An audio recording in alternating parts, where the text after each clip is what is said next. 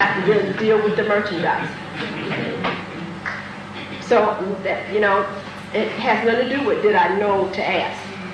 Yeah, you do know to ask, because when you recognize that you're sitting up with almost 500,000 years of information in your DNA, because you didn't know yourself, then whose fault is it that you didn't know to ask?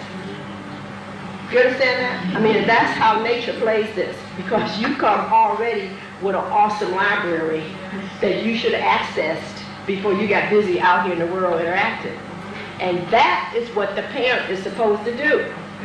Set up an environment where the individual can access his or her library so that when they step out here making crucial decisions, they have an accurate foundation relative to their reality as to how to proceed.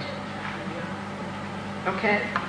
So, just real quickly, this was the ancient mother of civilization. Okay? This is the modern mother of civilization. Okay? Oh yeah. I mean, because we talked about mutation. Y'all got to get ready here. Okay? You have to get ready. This is the modern representation of civilization. Okay? She is the vehicle that carries the gateway to this dimension. You understand that? So for those of us who have not processed and learned everything about the database here, you have to come through this gateway. Now there are other people who get here, they don't have to come through this gateway, but they've already mastered the lessons in this dimension. So they can ascend and de-ascend at will. Okay, but because we still are retarded, and I say that very lovingly, okay, you had to come to this gateway for you to get this together. Okay? This is the physical gateway. Okay? And I want you women to understand that. Nobody messes with this. This is an awesome, awesome, awesome organ. This is a heart-lung machine. It is a kidney machine. Do you understand? This is an etheric materializer. This is an awesome scientific entity, this uterus. Nobody's ever seen anything like it. Do you see this? This is the size of your little uterus at birth. That's the actual size. I unfortunately had the opportunity to see one when I attended an autopsy on a baby. It was the cutest little thing I had ever seen. I couldn't believe it, that the uterus could be that little.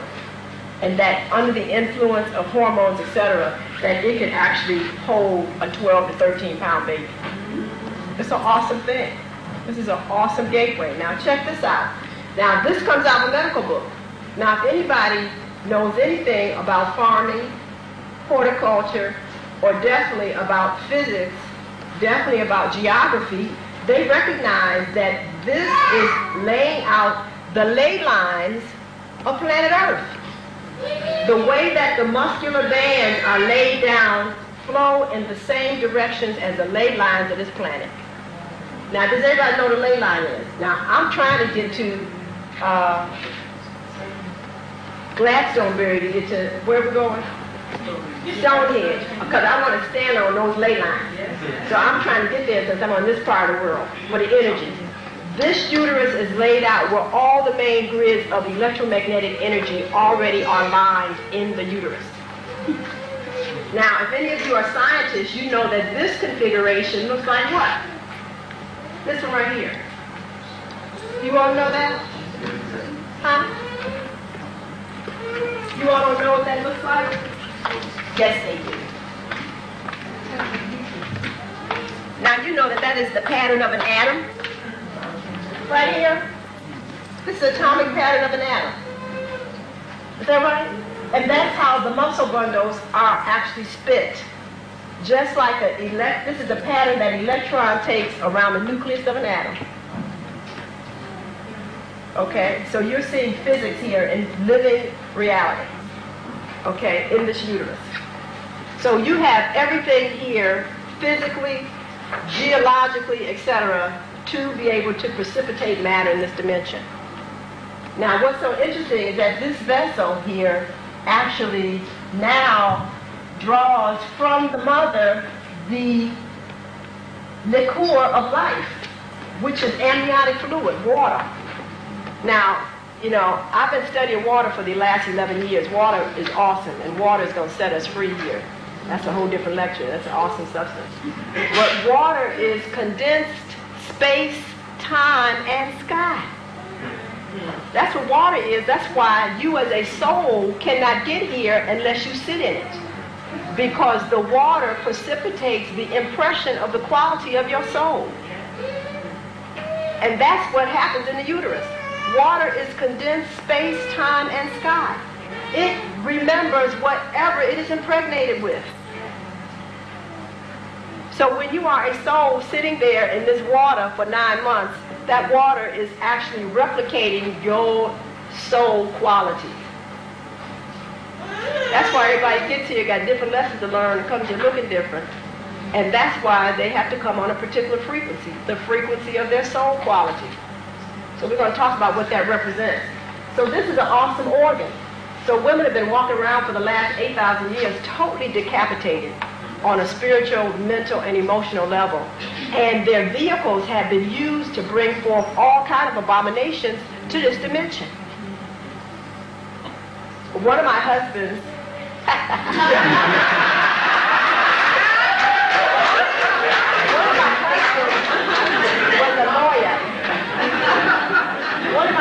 was a lawyer, a criminal lawyer. And that was one of the most painful things. I couldn't, you know, I really wanted to support him, but I just could not continue to go down to that courthouse and see that madness down there.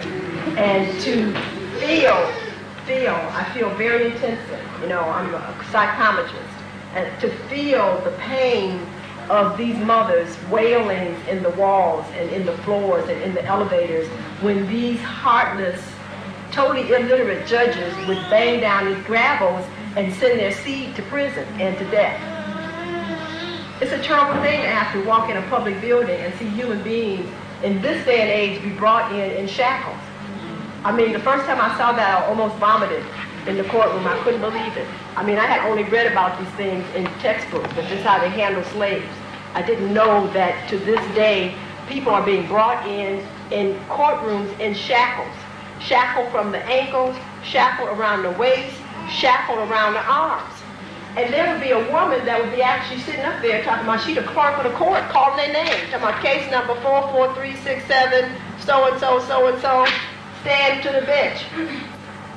I'm like, what? A woman would stand there and support an institution like this that would take her seed and totally treat it like it's trash? A woman would do that, talking about this her job? She is decapitated. She has no feelings that she would actually see this. How could a woman see somebody else's seed that's come out of her uterus be mistreated like this? I don't care what they've done. It's a human being.